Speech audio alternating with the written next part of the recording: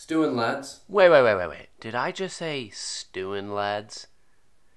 You guys are in for a really weird video.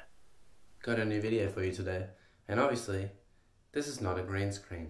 That is a green screen. I've actually got a heap of new videos that are going to be coming out really soon with Sisters of Battle, and I'm going to be playing Sean. If you haven't seen that battle report, I think check up that way. I can't tell. I'm under the table, so why am I doing this? And as discussed, hopefully in a video before this one, an introductory video to the channel, apparently only 20% of you are subscribed, so please go down below and subscribe because it helps me get to 1,000. Because if you didn't know, on YouTube to be monetized, which means make money, you have to have 1,000 subscribers and 4,000 hours of watch time in the last 12 months. I record these skits on my phone. So if you like these videos, please go down below. You can join a Discord for free, and you can support me on Patreon if you would like, for as little as $2 a month, so that I can get some extra microphones and some extra camera equipment to make better battle reports for you guys. I actually recently tried to get some time-lapse footage up and running, so maybe do some live streaming, but this old dinosaur, wouldn't you know, it can't record very well with a crappy old camera that's duct taped to a piece of metal.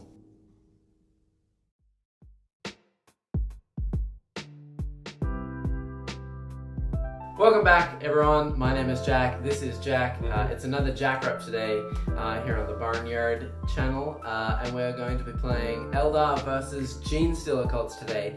The last time I played this matchup, Jack hurt my bum. Yeah, it wasn't very fun, was it? No, that's not on this channel, but it's about to be. Yeah. Are we playing ITC or Maelstrom? We'll play ITC. Okay. You're in for a weird one, Internet, put it that way. So, I'm bringing GSC. This is an army I've been commission painting for a friend for about 6 months now, give or take. Yeah. It's nearly done. Looking good. So that's why I'm actually showing them off. Yes. And Jackson, what have you decided to bring? I brought a big plane. A very big plane. A big one. Taking it to a tournament this weekend as of filming this, which is like the 25th or 26th of November, and I figured I would give it a game today.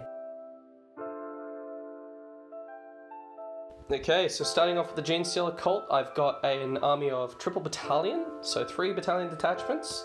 Leading off the first one, it will be a Twisted Helix battalion, so +1 strength to everyone involved. And it will also be the Vigilist detachment, which is the Anointed Throng. So that's going to give my aberrants a couple of extra abilities, like fight when they die and things like that. Leading that off is the Abominant. I'm going to be spending a command point to give him Field Commander. His Warlord trait is +1 to charge for friendly units in the detachment. I'm also going to have a Primus in that detachment. We've got a squad of 20 Acolyte hybrids with Hand Flamers in there. They don't have a cult icon, sadly. And 2 units of Neophytes that are just stock. I've then got a unit of 10 Aberrants with 2 Hypermorphs with improvised heavy weapons, and then a unit of 7 Aberrants with 1 Hypermorph with an improvised weapon. Moving into the second detachment, also Twisted Helix, we have an Acolyte Icon Ward and a Magus. The Magus's powers will be Mass Hypnosis and Mind Control. And then we've got 3 squads of Neophyte Hybrids. All of them have 2 Webbers each, and a Kelmorph. So the third detachment is a mixed detachment. We've got a Magus and a Patriarch, who is my Warlord. He has a Familiar and the Free Relic, which is the Crouchling. Then I've got 3 squads of Brood Brothers Infantry. Moving on to the Elites, I have a Biophagus with a Familiar. He will be Twisted Helix. I have a Clamavus, who will also be Twisted Helix. A Kelmorph that will be 4-Armed Emperor. A Nexos, which will be 4-Armed Emperor. And a Sanctus, which will be 4-Armed Emperor. I also have a squad of 4-Armed Emperor Atlan Jackals, who also have the Wolf Quad. They've all just got shotguns and cultist knives. And then I've got 3 squads of Brood Brothers Heavy Weapons, all with mortars. In the detachment, my Patriarch is the Warlord. His ability will be the Twisted Helix one, so +1 strength, +1 attack, +1 leadership. He will then spend for Brood Coven, giving one of my Mages the 4-Armed Emperor one. From this detachment, the trait for D3 command points and a free reroll. And he will also give my Primus a Warlord trait, which is +3 interest to his auras. So I have 4 Warlord traits in the army, a whole bunch of characters, and we'll see what it can do. Is that everything? Just. Hello Internet, here's my list. I got double battalion today, and I got a Lord of War, obviously, Mr. Big Boy.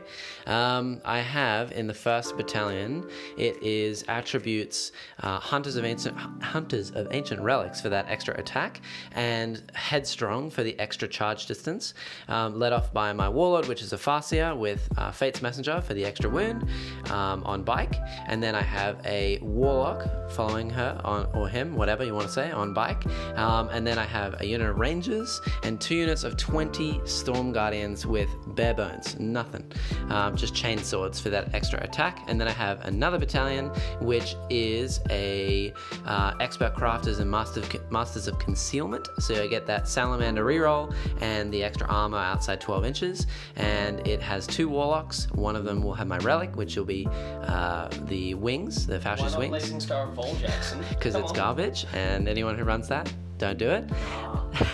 And then I have 3 units of Dire Avengers with the Exarchs with double catapults, and their battle powers will be Bladestorm, so 6 are 2 hits.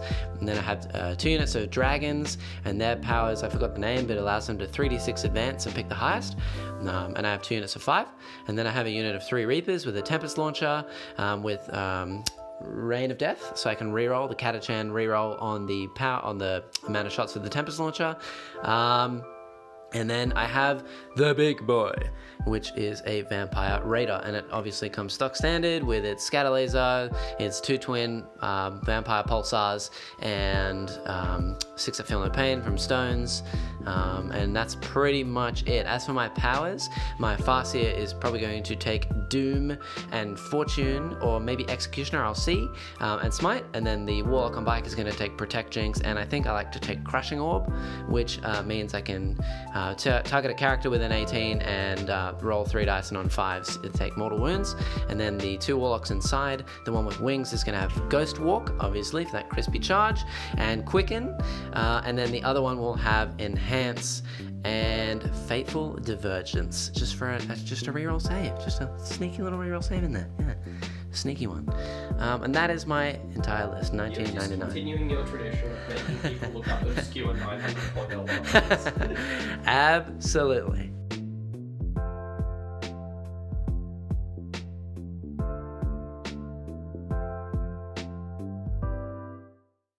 And here is our first look at this new terrain that we've been working so hard on. And yes, it does light up. Jump cuts! Oh, look at that. Oh, it lights up. Ooh, nice and bright and shiny. And then we've got some lights over there, and some lights over there. Ooh, look at that. I got +1 to the roll-off, so we're going to roll off to see who goes first. Yep. After you, sir. Alright. Storm Star to 5. Hiya! Ooh, okay. I'll let you go first, mate. You want me to go first? Yeah. Can I counter these? I don't want to go first.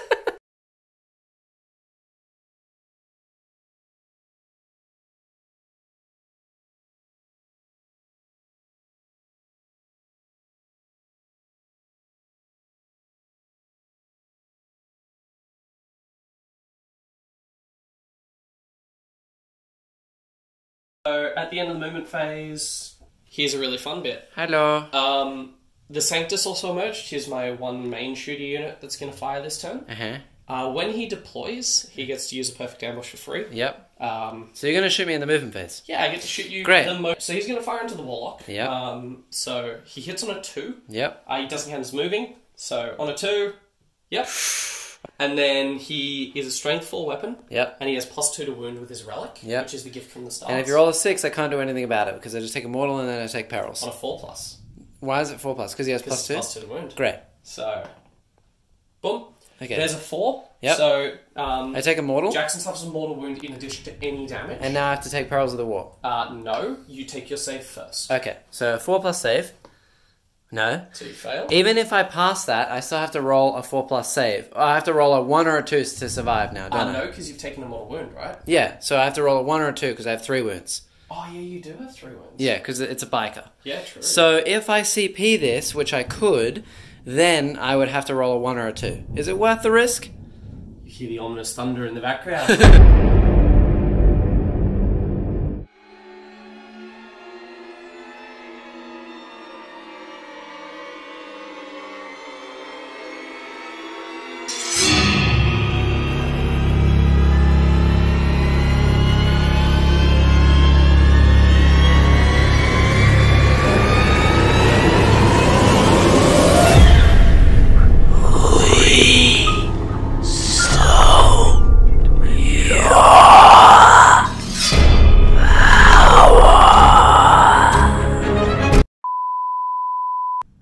Well, So, Jack mentioned the thunder earlier. Turns out it hit the power lines. We lost power. it's okay because the train's still glowing. Yeah, the terrain glows, but it's quite dark for a bat rep now. So Jackson's not going to be able to finish his battle report, sadly. No. I mean, we'll continue the game. Yes. All right. Well, So that was game. and thanks for the rain. Yeah. Australian weather, really. Really. Half the country can be on fire. We can be out of power because of a thunderstorm. Like, it's fun. Like, It was raining, thunderstorm, no power now, and now it's sunny. and what is this? Really? So anyway, back to the distressing fact that our, Yeah, little, and like, now- our little children's miniatures game couldn't go on. And you'll never see how I managed to wreck Jack. Oh yeah, it was disgusting, wasn't it? No. Tabled him, like turn 2. I didn't No, even know, like- I didn't even have that many shots. I don't know how I did it. Yeah, it's weird. Yeah, Um, it just happened. yeah, so let's actually explain how that game went.